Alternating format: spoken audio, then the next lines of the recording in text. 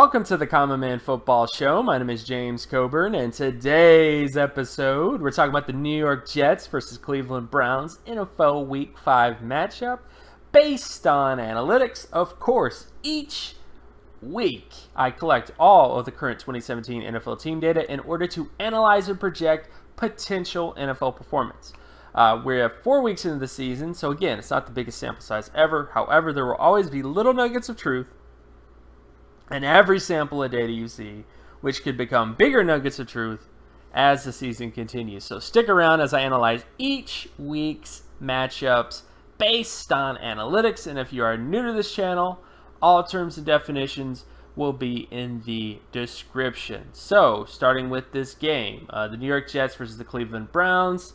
The overall data favors the Jets. Sorry, Browns fans. I know I got some comments in the other video going, you just want all the data to favor the Bengals. And I'm like, I don't want the data to favor the Bengals. Like, the data just happens to favor the Bengals. And, again, most of the data this week, and again, NFL Stat Basic Comparisons is just the basic data points, in terms of how the defense is doing, how the offense is performing compared to the rest of the NFL, how special teams is performing compared to the rest of the NFL. And again, all these terms are in the description. So if you're not familiar with any of the things I'm talking about, just go to the description and terms and definitions will be there. But overall, let's get into why the Jets are favored in this game. The Jets are favored in this game flat out because they have a better offense and they have a better defense. That's about it. Offensively speaking, the Browns have been terrible. Defensively speaking, they've been terrible. Some of that is because of the fact the offense hasn't been doing what it needs to do, and it puts a lot of pressure on the defense, and it just is wilted a bit, which could be true. But overall, the defense has just not been doing what it needs to do. One big thing to add in this week is that Myles Garrett, and I could be wrong, but according to most reports that I've read from multiple NFL people, connected guys, so to speak, has Myles Garrett coming back in this game. So that could actually be a big impact. That could be something that changes the tide of this game and the Browns get their first victory. But so far, coming into this game, based on how these teams have performed over the last 4 weeks, the Jets are heavily favored. When it comes to the total D score is basically the defense's ability to prevent first downs. The Jets are heavily favored. When it comes to offense, the Jets are much better when it comes to the total O score, which is basically the ability to create first downs as a offense. The Jets are a lot better when it comes to that. When it comes to turnover percentage, the Jets have had far less turnovers than the Browns have had overall, which is an understatement.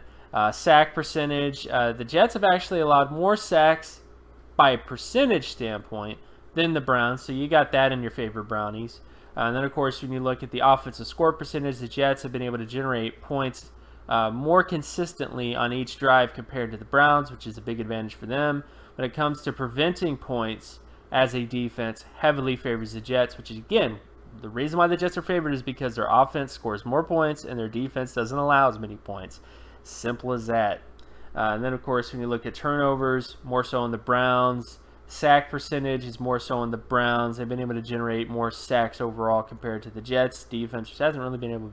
Jets defense hasn't really been doing that well when it comes to creating sacks. And then, of course, we look at interception ratio, more so in the Jets' favor overall.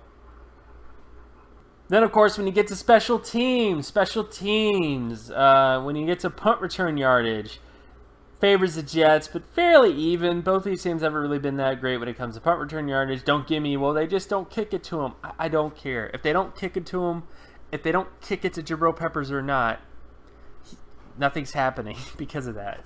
And then, of course, you look at kick return yardage, mostly favors the Jets versus the Browns.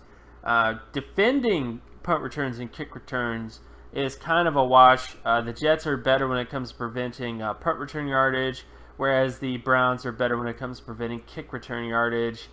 Field goal percentage is heavily in favor of the Jets. Extra point percentage, Jets. Punting average more so on the Browns. So the Browns will definitely have advantages when it comes to punting average. But again, the overall data favors the Jets. Why? Because they're able to put up more points and they're able to prevent more points as a defense. Plain and simple. Could Myles Garrett come in this game and drastically change the defense and drastically change the course of this particular game? Absolutely. But until we know what happens in terms of what actual impact Myles Garrett could have on this defense, I can't just add that in. I can't throw a data point in that I don't have any way of really predicting how healthy he is. And, there's all these other factors. So as much as I understand that you might go, well, Myles Garrett's coming back this week and he's going to dominate. I don't know. What if he comes in this week and he's only 50% healthy? Is he going to dominate? Or is he going to do what happened last year at Texas A&M where he was injured and he was just kind of having to deal with the injury, He still was impactful, but he wasn't as impactful as he could have been. So that's basically what I'm trying to say. And then when we look at the other sort of individual matchups, so this is completion percentage data. I'm really not going to get too much into this, but the Browns have been absolutely dreadful when it comes to completion percentage in first down situations, second down situations, third down situations. I'm not blaming Kaiser 100%. I understand the wide receiver woes you've had, but this is a serious issue.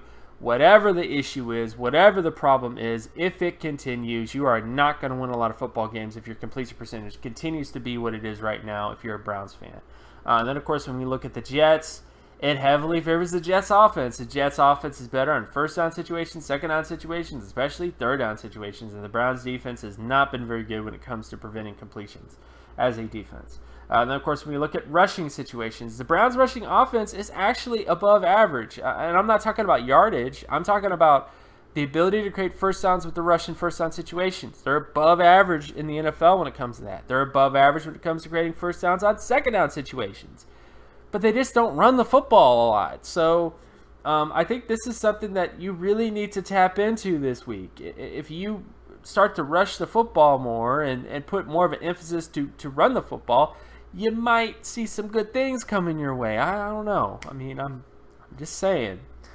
This is by far the best aspect of the Browns' offense, and they just don't seem to want to lean on it or do anything with it. So it's very bizarre.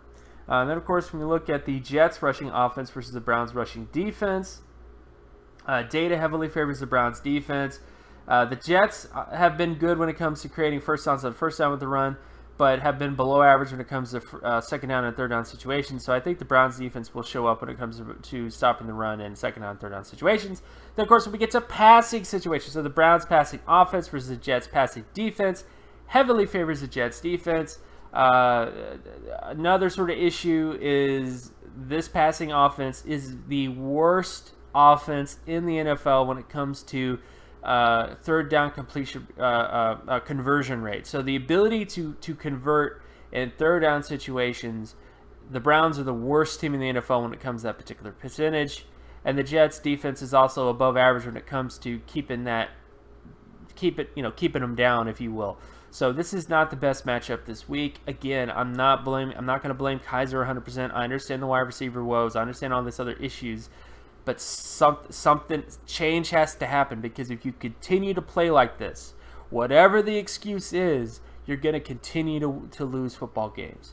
No ways around it. And then, of course, when you look at the passing rate of the Jets versus the Browns defense, heavily favors the Jets when it comes to second down situations, third down situations. The only area where the Jets offense has had issues is first down. Realistically, they've been kind of below average-ish on second down, but they've been killing it in terms of third down. So they've been one of those offenses that, doesn't really have explosive plays, but they're just kind of methodical and they just pick up first downs, and that's kind of what they've been. Not the most efficient offense ever, but they have been able to do well in terms of third down situations, which has been most of the success they've had, and what's propelled them the most is that particular data point. Then, of course, you look at sack rate. So the Browns versus the Jets. The vast majority of the sacks that the Browns have is in first and second down situations, and the vast majority of the sacks that the Jets defense creates is in second down situations. So this definitely does favor the Jets, and is something to kind of worry about because of all the sacks that they've been giving up. Then, of course, you look at the Jets offense versus the Browns defense when it comes to sacks. It favors the Browns defense. The Browns have been able to create sacks in third down situations a lot, and they do it a little bit better than the Jets. So I do think that that'll be a factor. I think Myles Garrett coming back this week might help this out even more, but because I don't know the impact of Myles Garrett, he hasn't played a single snap of NFL football yet, at least in terms of the regular NFL season, I can't really add any other factors, then hopefully he comes in and has a good game, which I think he could. And of course, we look at interception ratio. This is the Browns offense versus the Jets defense. Heavily favors the Jets defense. The Browns, whether you're talking first down situations, second down situations, or third down situations, have one of the worst interception rates compared to the rest of the NFL, and have by far the worst interception rate when it comes to second down situations. So, again, not blaming any one individual player, but if this continues to happen, no other ways around it. If you continue to play like this for the rest of this year, you will not win a lot of football games. No other ways around that. Now, of course, we look at the Jets offense, heavily favored, except for third down situations.